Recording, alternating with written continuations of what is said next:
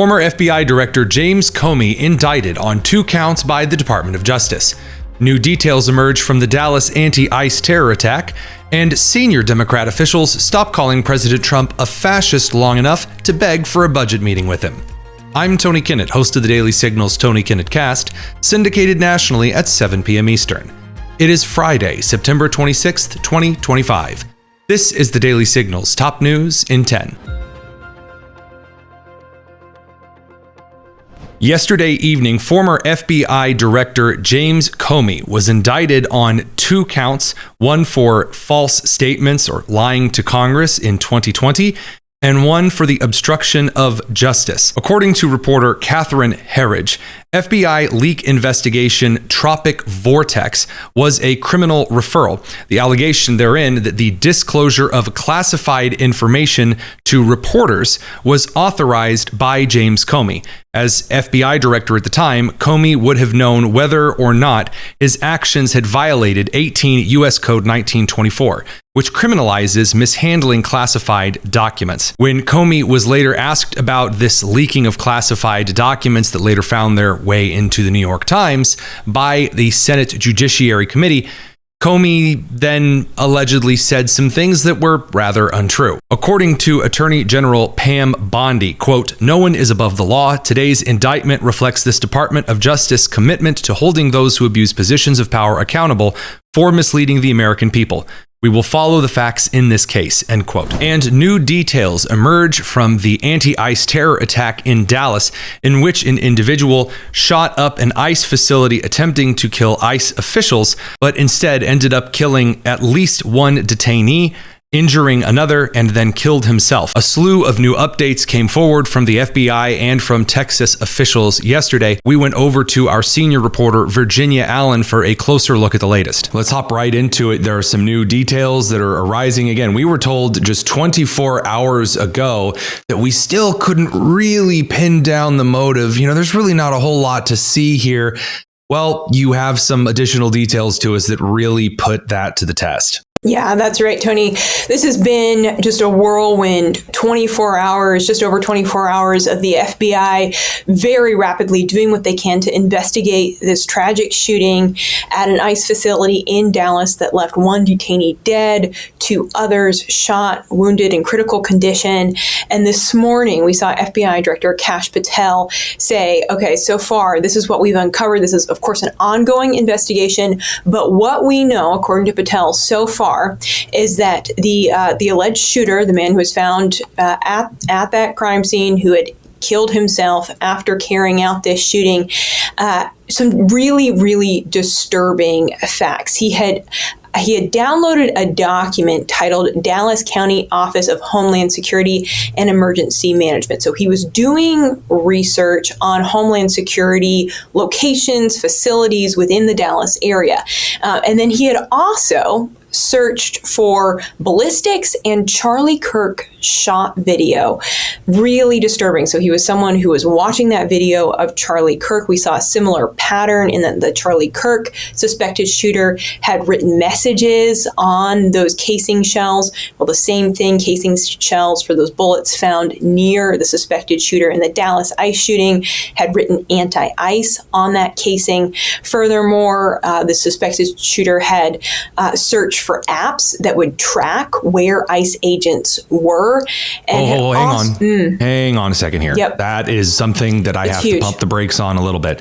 So remember, when certain national news outlets were advertising just a couple of weeks ago this app that would allow individuals to track ICE, they were covering it. There were all of these doxing websites that were popping up. You, of course, have the governor of California, Gavin Newsom, who is calling for all individuals in Immigration and Border Patrol to be demasked, to have their faces and their identities broadcast everywhere.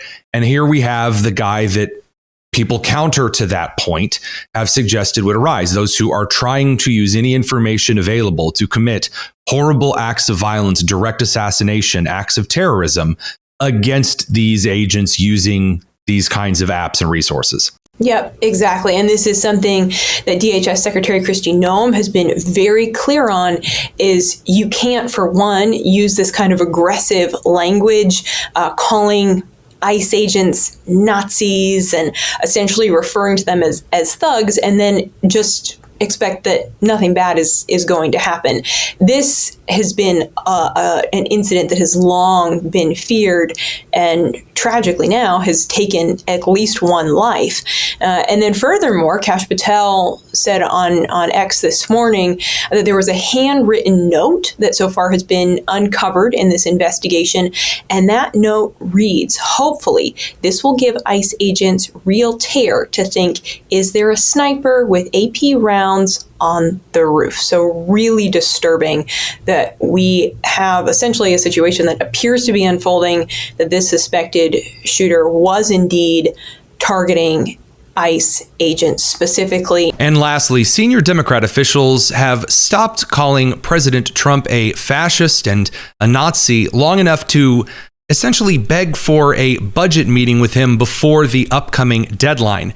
Senate Minority Leader Chuck Schumer went on MSNBC with Joe Scarborough and Mika Brzezinski to express how deeply important it was to him that President Trump agree to a meeting over budget concessions. We Democrats definitely want to avert a shutdown.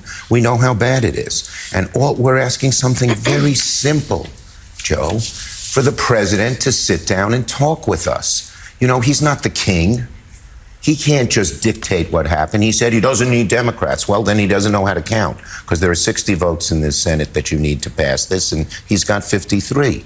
And frankly, when I was majority leader for 4 years, the last 4, we didn't have a shutdown. House Minority Leader Hakeem Jeffries followed a similar suit, trying to simultaneously say that Republicans are going to shut the government down, but also that Republicans need to work with Democrats and Trump should definitely meet with Hakeem right away. Republicans have clearly demonstrated they want to shut the government down.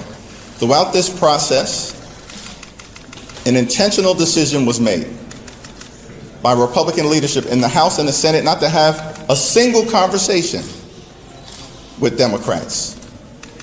They're not even pretending as if they want to find common ground. Donald Trump agrees to our demand on Saturday to hold a meeting in the Oval Office to try to avert a government shutdown. The meeting is set on Monday for later on in the week, and then Donald Trump wakes up Tuesday morning and goes on an unhinged rant and cancels the meeting. Why? Because he doesn't want to discuss the Republican healthcare crisis, and they've decided to shut the government down. And for good measure, here's President Trump responding back and forth to a reporter, asking him about whether or not he's going to meet with Senate and House Democrat leadership and whether or not a certain number of votes is required for the budget. Can I ask you, we're a few days away. By the way, here we go with this guy. Go ahead, let's go. Let's hear the question. Days away from the end of the fiscal year to potential shutdown. Right. There's going to be a government shutdown? Could be, because the Democrats are crazed. They don't know what they're doing. They want to have the border opened up so that criminals can pour in. We're doing unbelievable borders closed and people are coming into our country legally. They continue to want to have men and women's sports. They continue to want to have transgender for everyone. They want to raise everybody's taxes at a number that's not sustainable.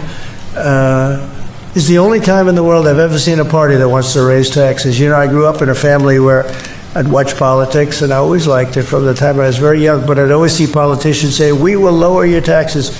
These guys, they campaign on raising your taxes, but they want to raise taxes very substantially. The one thing they're concerned about, look, Republicans have total control of Washington because they control the House, the Senate, there's you.